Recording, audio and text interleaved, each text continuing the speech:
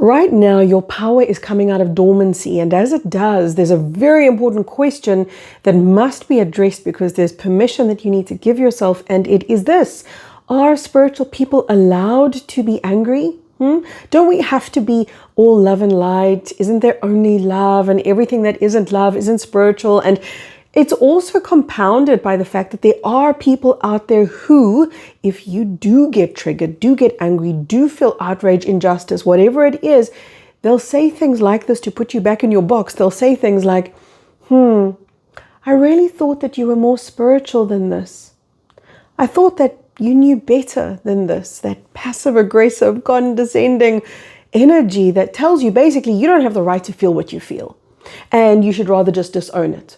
So anything that you disown, and we were all conditioned to do this, all of us. We were conditioned to reject, deny, disown, repel emotions that made us uncomfortable, that made us feel shame, emotions like anger. One of the things I'm going to share with you today is about the galactics and how they handle anger.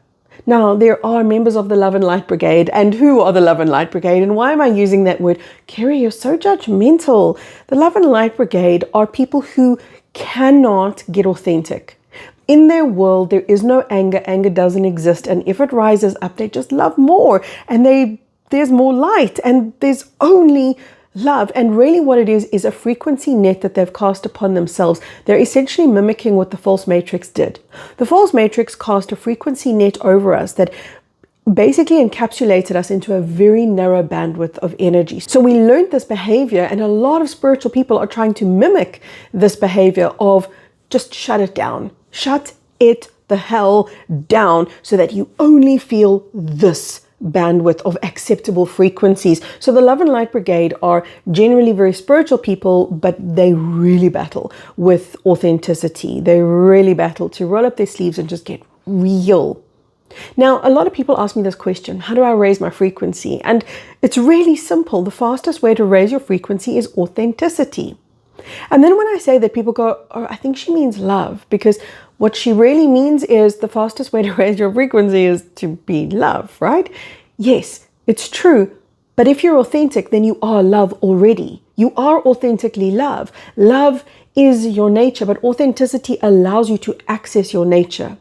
And when you use the root of authenticity to access your divine true nature, which is love, anything that is authentically there will get discharged. And maybe anger's there. And maybe anger's not bad. In fact, it really isn't bad. Anger's not a bad emotion, but unfortunately, we've judged ourselves so atrociously over anger that we've become, in many cases, like a doormat. You know, we're so afraid of being the bulldozer that we don't want to overpower. We've all seen people do this. It's nasty. We've seen people just bulldoze over somebody else's feelings or somebody else's terrain or somebody else's world and just force their way in. So a lot of spiritual people tend to overcompensate and become the doormat instead of the bulldozer. But either way, both are highly, highly imbalanced. The best examples I have ever seen of a high frequency being working with what we would call a dense emotion, which isn't actually dense at all. It's actually an emotion that unlocks another layer of light, because that's the role of darkness, right? We know this. We know this stuff. We just battle to apply it. And that is that darkness will always catalyze light. So what we've done as spiritual people is try to condemn and disown anything of density. But a true high frequency being, a true alchemist, will bring any energy to itself, because all energy is the modeling clay of the universe that we get to remodel, remold into something else. We are alchemists who transform frequency from one state of being to another. So when we have this emotion of anger, an alchemist would allow the anger to surge, erupt like a volcano, and as it does, it discharges. And that's what I've seen time and time again. And because I've been so blessed and really privileged, I feel, to bear witness to very high frequency beings work with very difficult emotions, it's given me a vantage point to what we're actually capable of doing. And I just feel so compelled today to share it with you because we're stepping into power. So in light of that, we must be ready to access power. And sometimes powerful emotions get suppressed because we don't know what to do with them. And we see them as very bad. When I'm saying to you, be where you are, I am not saying project where you are. There's a difference and it's monumental. Be where you are means if you're sad, be sad. If you're angry, be angry. If you're happy, be happy. If you're loving, be loving. Be where you are. But we confuse emotions and projecting emotions almost to be the same thing. So for example, when I talk about be angry, it's okay to be angry. I've had people legitimately ask me this question before. Oh, so you're basically saying it's fine for me to slap somebody in the face? No, because that's not you feeling an emotion. That is you disowning an emotion. That's a projection. The moment you have to physicalize an emotion and give it to someone else, impose it even on someone else, that's projecting an emotion which has got nothing to do with feeling it. And then we make it really messy, right? When we feel a rage or an anger, it's kind of like we've got this hot potato in our hands and we don't want it, so we throw it at a spouse or a friend or somebody in the pub, and they're going to pick up that hot potato of our anger and throw it back. And so the next thing we're playing this game of hot potato because nobody wants to own the emotion, because nobody feels capable of alchemizing the emotion. But my spiritual warriors, that's exactly what you're here to do. So we've covered the reason why the Love and Light Brigade deny the existence of difficult emotions. They're actually not, that's just totally the wrong word. We shouldn't even call them difficult emotions. They're powerful emotions. We've just made them bad. We've condemned them because we've looked at how we can potentially project those emotions at other people. When I've witnessed the galactics, and by the way, I don't channel. This conversation comes up every time I talk about my interactions with them.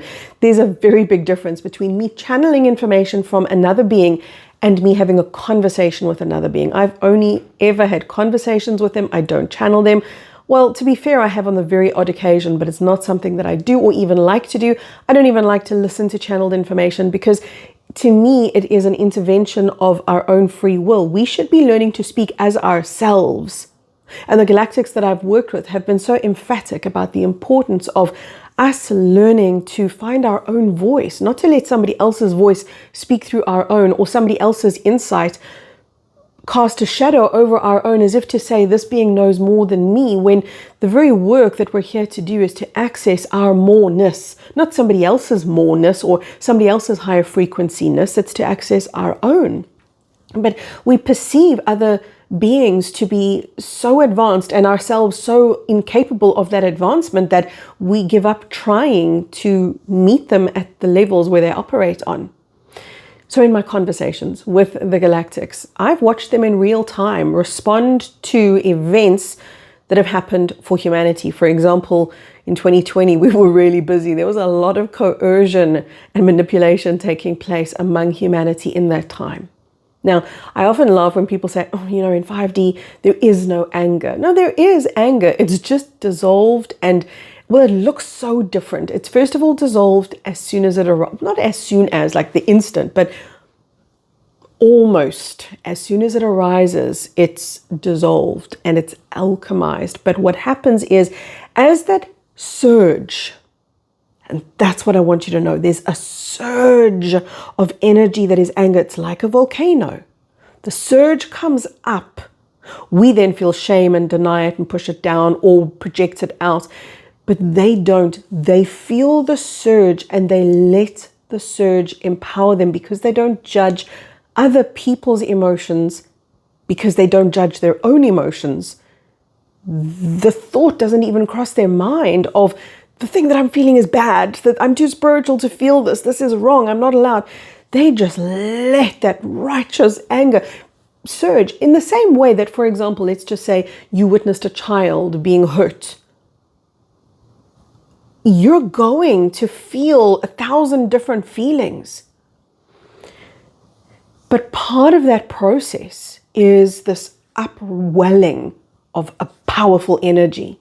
And they're going to then come from a very empowered place. They're going to come from a very powerful place. Remember, we're still learning this. We haven't yet perfected this as human beings. What I'm sharing with you is this is what it looks like when a 5D and beyond being has a very big surge of emotional energy, emotional intensity run through them. This is what anger looks like when they deal with it. So it's like you can literally feel it, see it, but it's very much contained to them. They're not messy with their emotions.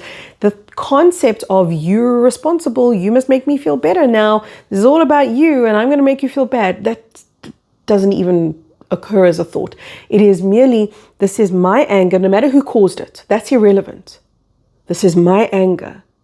That situation is done and it's out there, but here's my response. So there's a level of responsibility for that response. And I wish you could see it, but it's kind of like this big outburst of energy that as it comes here, as it comes into their energy field, it looks like an effervescence that just dissolves. And then what remains is power. A great surge of power, and that liberates them to take righteous action. And that's why I wanted to bring this conversation to you today, because our power that's been in dormancy for so long is just coming into view. And one, not the only, one of the ways to really get you to act from your power is to bring a burst of anger, frustration, outrage, rage to the surface. So authenticity is the elixir that allows you a massive quantum leap forward in your spiritual evolution. It raises your frequency because it allows you to get real, deal with whatever is there, dissolve whatever is there, resolve whatever is there. And then what remains is your true nature. And your true nature is love, is, was, and always will be. So please don't ever fall for that con and deny yourself the opportunity to just be where you are. Don't let anybody take that away from you. Now I witness them, the galactics, literally in seconds, dissolve emotions. Sometimes in myself, I've been as quick, but that's because I've had a lot of practice. Sometimes it can take me minutes, and sometimes, to be fair, it does take me a couple of hours, maybe even a couple of days, depending on what is happening. But the energy that rises in order to clear the way for more love to come. Because every step that you walk is a step towards love. Every feeling that you feel is a step towards love. Don't disown any of it. Because if you do, you literally stop the journey. You can't move forward until you come to alchemize where you've been. And if you want to know a little bit more about alchemy, then you might want to watch this video over here. This one talks about energetic blockages and how we alchemize these energetic blockages. So there's a lot to be gained in this video. You can go ahead and watch it next. Join me in the Plasma Light Tribe if you want to put into practice the stuff that I'm talking to you about here, the actual alchemical techniques and tools. That's where you'll find that level of work. And I look forward to sharing it with you there from my heart, all the way into yours. So much love. Speak to you really soon. Bye-bye for now.